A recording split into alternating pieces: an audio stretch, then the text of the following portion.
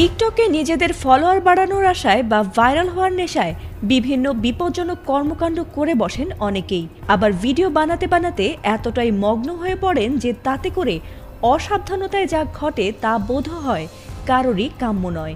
তেমনি দুই তরুণী ছাদে দাঁড়িয়ে গানের তালে তালে বিভিন্ন অঙ্গভঙ্গি করে টিকটক ভিডিও বানাচ্ছিলেন, কিন্তু এরপরই হঠাৎ সেখানে ঘটে যায় এক অনাকাঙ্ক্ষিত ঘটনা। আর সেই ঘটনার মর্মান্তিক ভিডিও এবার ছড়িয়ে পড়েছে সামাজিক মাধ্যমগুলোতে। বর্তমান যুগে টিকটক ভিডিও বানান না কিংবা কখনো দেখেননি এমন মানুষের বোধ হয় খোঁজ মেলা ভার। আর দিন দিন তরুণ তরুণীদের কাছে বেশ জনপ্রিয় হয়ে উঠেছে এই ভিডিও প্ল্যাটফর্মটি। তবে এসব ভিডিও বানাতে গিয়ে অসাবধানতায় নিজেদের ভয়ানক ক্ষতি করে বসেন অনেকেই।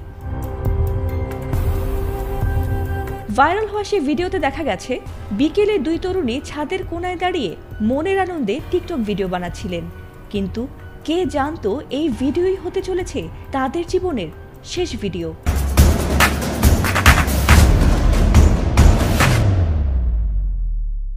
হঠাৎ অসাবধানতায় খুব কাছে থাকা উন্মুক্ত বৈদ্যুতিক লাইনে লেগে যায় তাদের দেহ, আর মুহূর্তেই বিদ্যুতায়িত হয়ে তারে জ্বলতে থাকেন ওই দুই তরুণী, যা দেখে স্তব্ধ গোটা দেশ।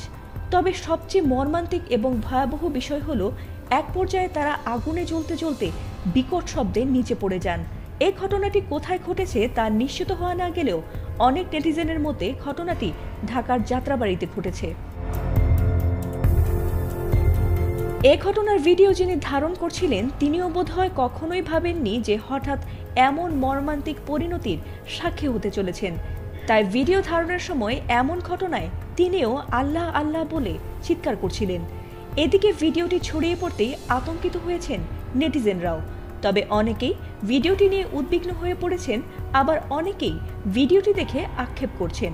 তবে এভাবে বিপজ্জনকভাবে টিকটকে ভিডিও বানাতে গিয়ে যে বিপদে পড়ছেন তা নিয়েও অনেক বিষোদ্গার করেছেন নেটিজেনরা। ফাতিমা সুলতানা, এটিএন বাংলা।